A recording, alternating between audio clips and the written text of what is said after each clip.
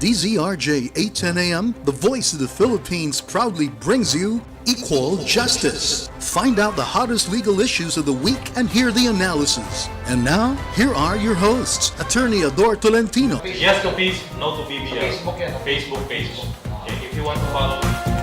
Attorney June Kicho. Kailangan ano kayo yun, comfort level eh. Exactly. And Attorney Tiki Tabuhara. Vice President Binay, pati si Pinoy, pati si Executive Secretary. Chief.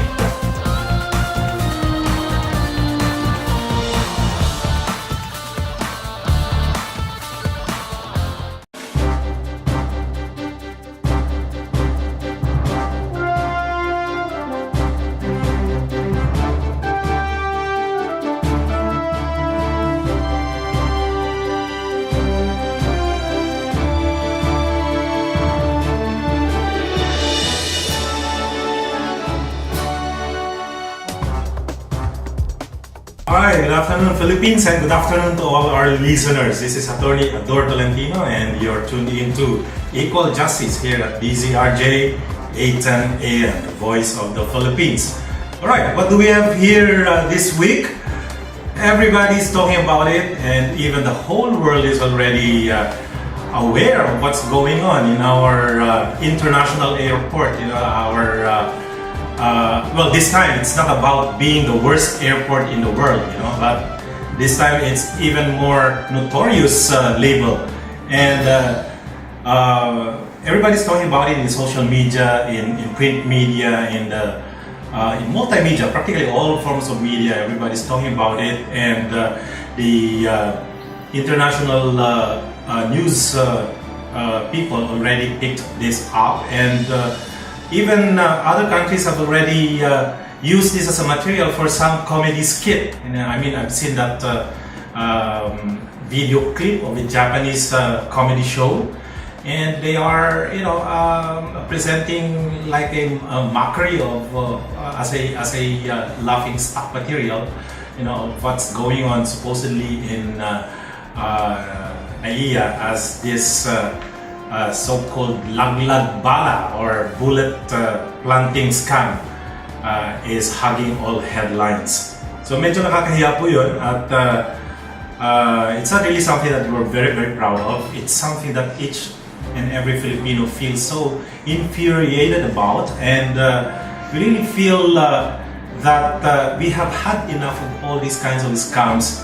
Ang mahirap dito, it has been going on for the last many months pala, and for the last 10 or 12 months, there have been like 1,000 plus or 1,200 cases of such Laglag Bala scam. And I've seen in the news last night the question of the PAO chief, the attorney Persida Acosta, who has asked through the media why out of 1,200 cases so far reported, only about 50 cases have actually progressed to the office of the prosecutor.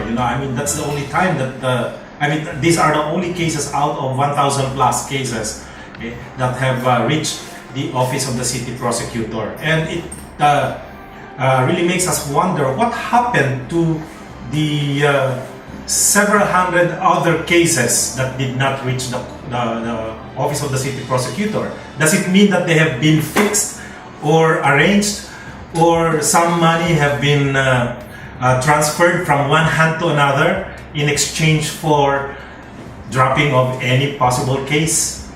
That's really an interesting question to ask, considering that it is documented that there are 1,000 plus cases already of this Laglag Bala incidents. And what's so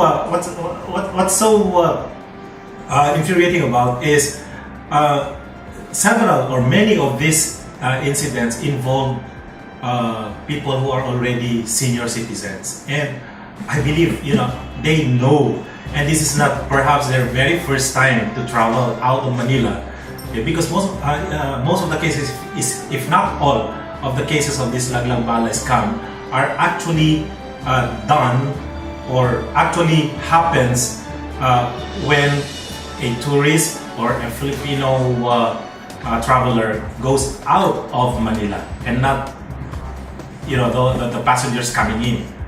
All right, at this point in time, we would like to welcome our co-host, Attorney Tiki, who has just wiggled out of the traffic along EDSA. Attorney Ador, mukhang ang pinag-uusapan yata ngayon ay agriculture. Magtanim. It's a joke among prosecutors that meron tinatawag na farming.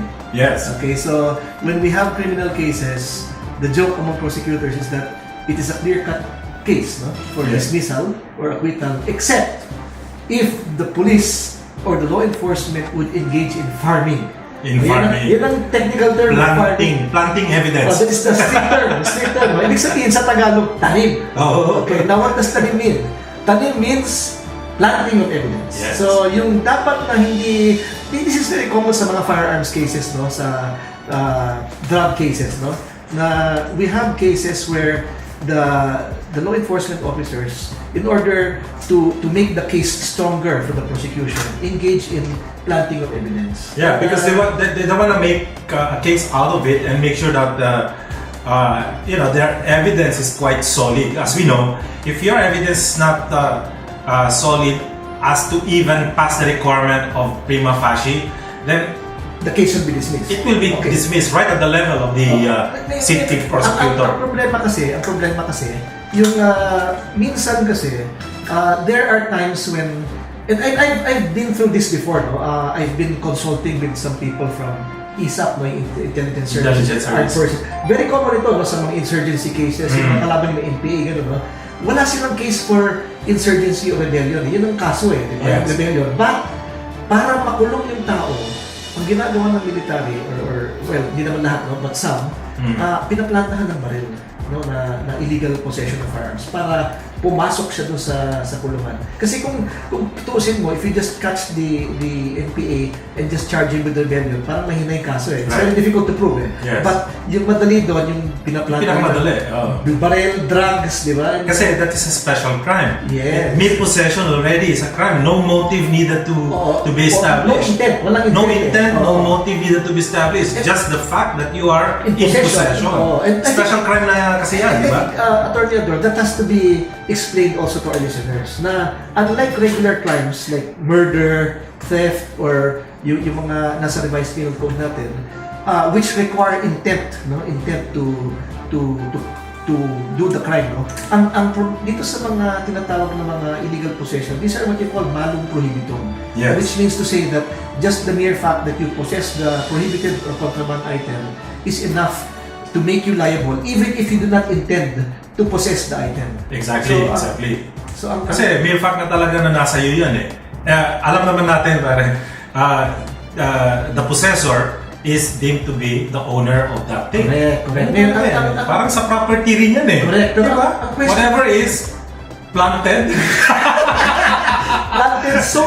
sold or built is deemed to belong to the owner of the tenement or land or the building where it is found. So it is a principle of property law. Exactly. Kung illegal yung plinat, sa'yo din yun. Applicable talaga kasi alam mo naman, farming pinag-uusapan. So, yung natin, Department of Agriculture, usapan natin yun. Farming, okay? So, one thing I've noticed dito sa mga discussions, madalas pinag-uusapan to sa mga sa mga internet, yung mga forums. Ang madalas na pinag-uusapan itong what constitute possession. Yes. Yan ang critical right. Kasi pag pinantahan ka ng ebidensya sa kotse or sa baggage mo, ang tanong is are you actually in possession of the item? Kasi meron mga times na, let's say, may bagahe na ipapadala sa iyo by balikbayan box. Yes. Diba? Tapos ikaw yung tanggalin mo na lang yung kanya. Ikaw yung hindi natin mas narinig ko pa pero balikbayan box Ador, no?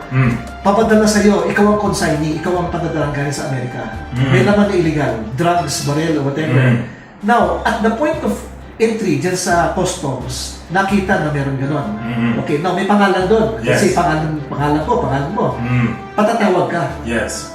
Tapos, ang question doon, pwede ka naman kasuhan ng illegal possession kasi ano pa rin, nasa bagahe pa lang eh, di ba? Wala ka pang hawak ng item eh, di ba? So, Yun ang pinupunto mo. Yes. Pero kung bitbit mo yung bagahe mo, Okay, hindi ba yung possession na yun? Pero- Galing yun sa bansa pinanggalingan Pero mo. Ador, ito ang ano, Oh. itong question doon eh. Yung ibang mga tinaniman ng bala, the bullet appeared in the check-in baggage doon sa X-ray, hindi doon sa point of search doon sa pagpasok niya. Yes. So the problem is when that bullet is found in your baggage and it is not actually, you're not carrying the baggage, nandun pa lang doon sa loob ng X-ray, biglang nagkaroon ng bala doon, and then pinatawag ka, may bala sa ano mo.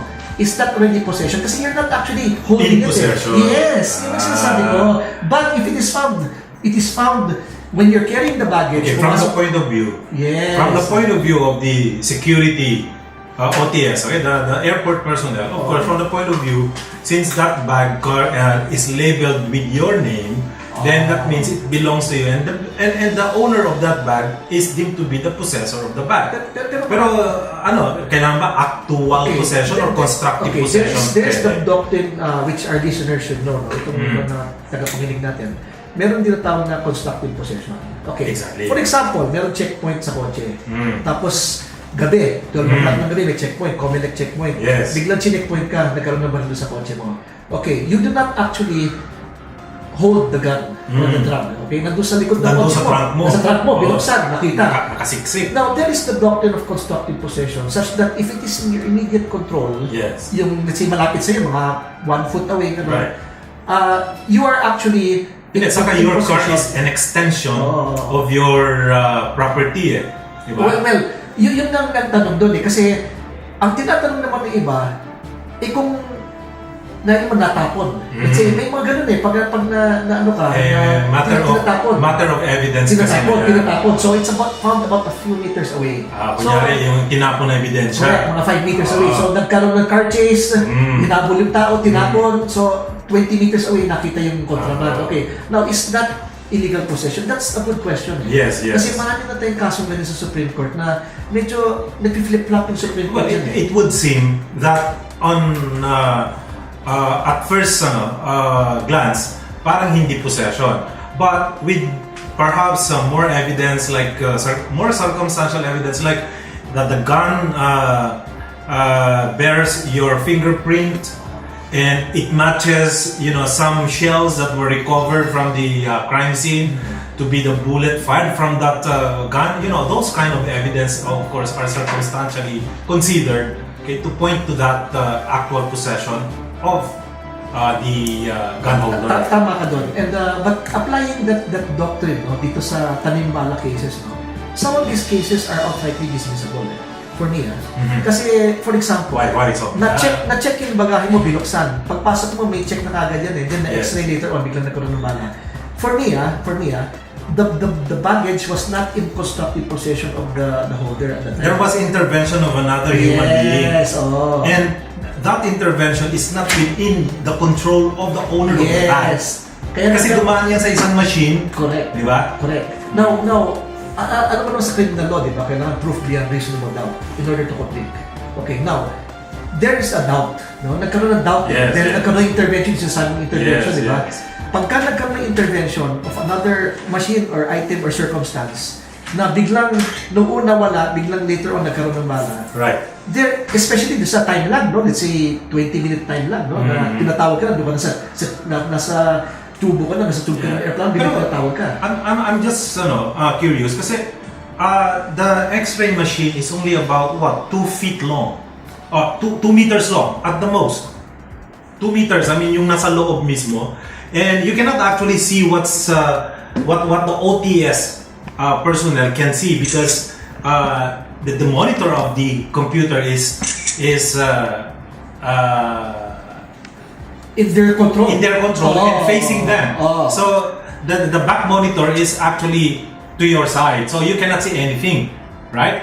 So we really don't know if they really see already a bullet. Something there. Yes, right at the point that this bag passes through the X-ray machine. That portion where there is already this the curtain. Yes. Yeah, the curtain, it passes through and then it goes out of the curtain also. And that's a good 2 meters. I would say good 2 meters. And sometimes the OTS personnel lingers in some instances, maybe because they are trying to scrutinize exactly what are inside the bag. What is so alarming about this Tanim Bala case no, is that the NBI has declared in recent days, based on their investigation, that there is a syndicate.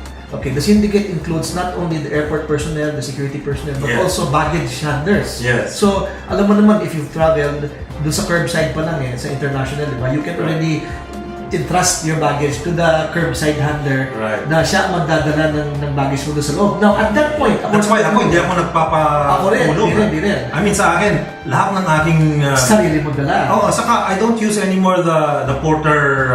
Yes. You know, basis the kasi kaya mo naman dalhin eh. Exactly. No, because my check baggage apat gulong. So ito yung 360 degrees na umiikot. Correct. Now, so easy. According to the NBI report, at that point in time, at the curbside, yung pagkuhan ng porter, meron na sindikato doon na sila yung naglalagay sa bala. I don't think so. Saka napaprofile ka na nila eh. No. The moment you alight from your car, kita ka na. Ito medyo OFW. Pwede to, parang medyo may pera to na pwedeng sindakin. Kailangan pala ang sindikato. Demeanor mo dyan, pagbaba mo pala, medyo astig ka na. Kita mo na magaling ka. O katatakot ka. Oo. Hindi ka aanga-anga, di ba? Pero, one thing also that we should also consider is that itong tinatawag na na sometimes there's also a double check eh. Pagpasok mo pa lang doon sa entry pa lang, meron pang isa pa yun eh. May isa pa. Meron, yung papasok ka na doon sa gate. Yes. And then pagpasok mo sa gate, that's it. Hindi na nila i-x-ray after na may check-in mo, hindi mo alam ano nangyayari. Okay. But once you check in already your check bag, Tiki, I think whatever Tanim Bala or whatever bala or bullet is found inside your baggage, I would deny it to the hill. Correct. Dumalat sa x-ray. Correct. Diba? My attention should have been cold right there and then. Diba dun sa x-ray? Ang problema kasi dito sa meron kasing presumption of regularity.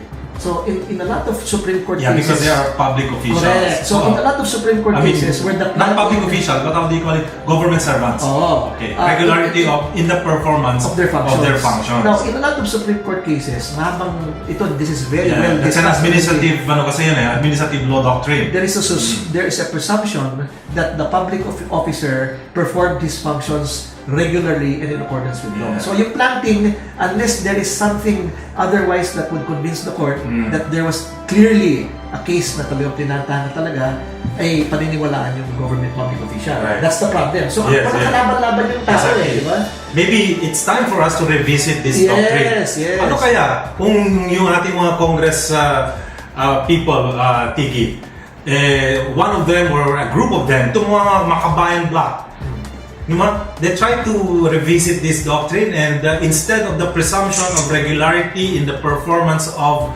their official duties, dapat ang mga government officials, they should be presumed guilty of doing graft and corrupt practices. Manggan siguro yun. I agree that thing about the presumption of regularity should be revisited. That is a rule of evidence, di ba? So evidence yan, it's rules of court natin. Yes.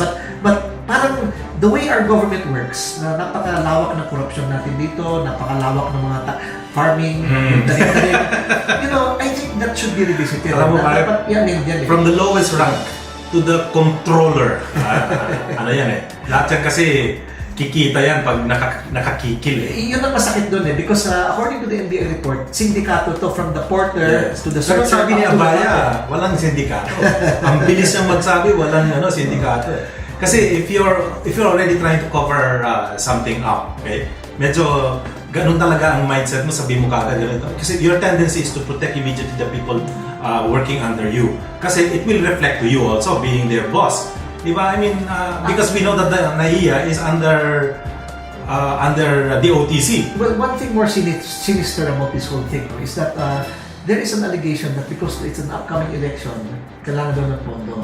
So that is a sinister way of looking at it, no? So we have seen this also in other agencies, like immigration, yung mga BIR. Kasi pagka election year malapit na, doon na malakas ang koleksyon din, marami na uhuli, marami na puputokan. So buti, I don't know kung magiging masaya ako dyan kasi ibig sabihin na-divert yung attention ng mga gustong mangidnap para maka-raise ng ransom. Kasi ganun din, pag malapit ang election, kidnapping. And then, alam mo ito, Panyero, yung sa firearms, no? Nung just before the election of 2013, 2014, biglang nagkaroon ng surge in collections, yung mga pananakot na mag-renew na kayo ng lisensya, gano'n. Yes. So, leading up to that December, just before the election year, ang daming nagpa-renew kagad ng mga expired licenses, gano'n yung mga pinagtatakutan sila, mga uplang katok, gano'n. So, the suspicion, since they were able to collect billions from pesos from that, was that they used or donated some of that amount to be used for election purposes. Kasi hindi natin alam kung saan napunta yung pera talaga. So, yan ang masaklap sa atin na in our country, we have to revisit the doctrine na merong presumption of regularity. Kasi sa totoo lang, wala talaga eh. There should be no presumption of regularity. Exactly. Sige.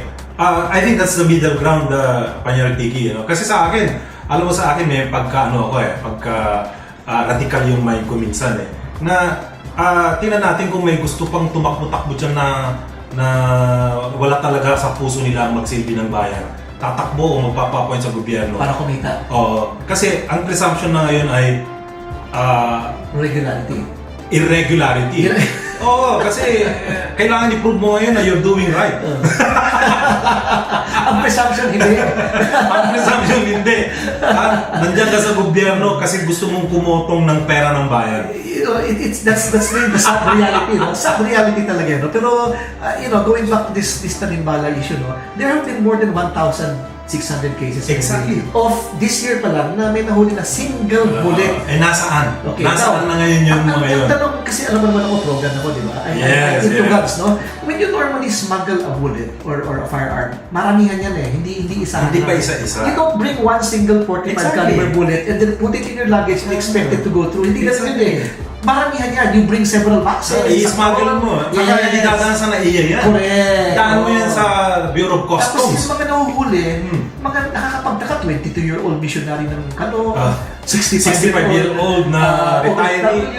Mid, taga-Ilocos. Yung kababayan ko, dapat i-dependa rin nila. Nandun na si Acosta. Maraming mga ambulance cases ngayon. Panyero, may kaibigan pa ako, nag-post na ng services niya. Kasama na ako doon.